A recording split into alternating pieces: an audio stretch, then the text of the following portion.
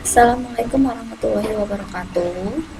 Berjumpa lagi dengan Ibu Anti Puspasari SPD. Ibu membawakan mata pelajaran Praktikum Akuntansi Lembaga dan Instansi Pemerintahan di kelas 12 akuntansi. Di pertemuan kedua ini, Ibu membawakan materi pertukaran aset. Sebelum kita memasuki materi ini, sebaiknya kita harus berdoa terlebih dahulu. Berdoa menurut agama dan kepercayaan kita masing-masing. Berdoa dimulai. Berdoa selesai. Sebelum kita memasuki materi ini, sebaiknya kita harus mengetahui namanya kompetensi dasar. Kompetensi dasar yang pertama adalah 3.10.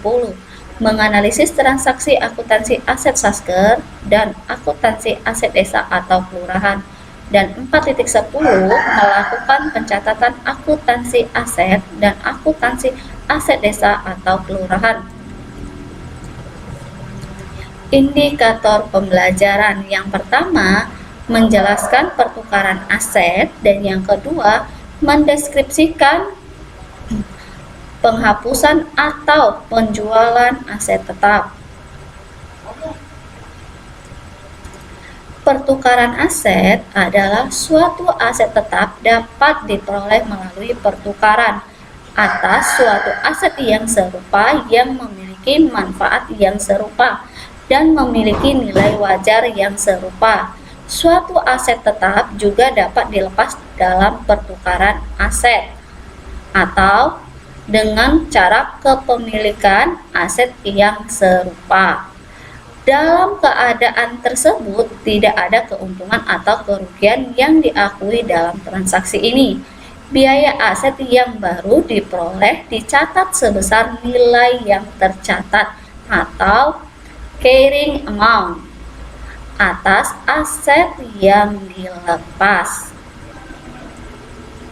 Jurnal pertukaran aset yang serupa.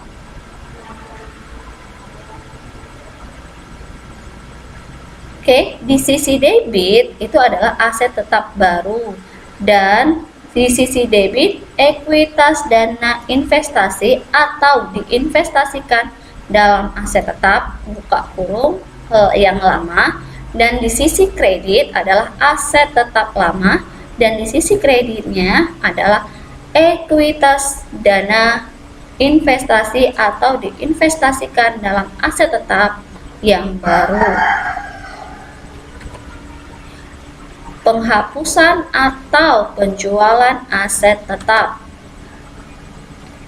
Aset tetap dieliminasi dari neraca bila tidak lagi digunakan atau tidak lagi memiliki manfaat ekonomi di masa yang akan datang.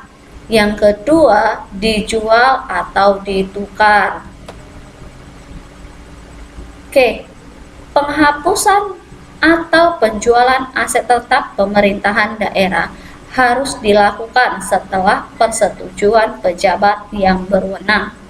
Jumlah yang dihapus adalah sebesar nilai buku, sedangkan pengakuan pendapatan apabila dijual adalah sebesar kas yang diterima tanpa melihat buku aset yang dilepas. Jurnal penghapusan aset. Di sisi debit, ekuitas dana investasi dan atau diinvestasikan dalam aset tetap. Di sisi kredit adalah aset tetap. Jurnal untuk mencatat penerimaan kas daerah jika dijual. Yang di sisi debit adalah RK pusat dan di sisi kredit adalah pendapatan. Konstruksi dalam pengerjaan.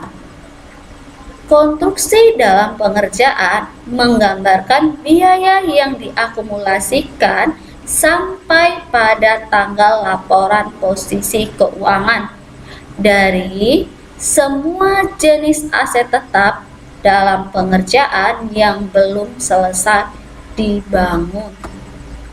Nilai konstruksi yang dikerjakan oleh kontraktor melalui kontrak konstruksi meliputi yang pertama, termin yang telah dibayar kepada kontraktor sehubungan dengan tingkat penyelesaian pekerjaan. Dan yang kedua, kewajiban yang masih harus dibayar kepada kontraktor berhubung dengan pekerjaan yang telah diterima tapi belum dibayarkan pada tanggal pelaporan. Yang ketiga, pembayaran klaim kepada kontraktor atau pihak ketiga sehubungan dengan pelaksanaan tingkat kontak konstruksi. Jurnal pengakuan konstruksi dalam pengerjaan. Di sisi debit, konstruksi dalam pengerjaan, dan di sisi kredit, ekuitas dana investasi atau diinvestasikan dalam aset tetap. Akuntansi dana cadangan. Akuntansi dana cadangan itu adalah pembentukan serta pencairan dana cadangan, merupakan bagian dari akun pembiayaan. Peraturan pemerintah dalam negeri nomor 13 tahun 2006 pasal 98 menyebutkan bahwa penerimaan pembiayaan dan manual sistem atau prosedur akuntansi suatu pelaporan keuangan daerah pemerintahan Kabupaten Bandung daerah 45 pengeluaran pembiayaan daerah dianggarkan dalam RKA SKPD pada SKPKD.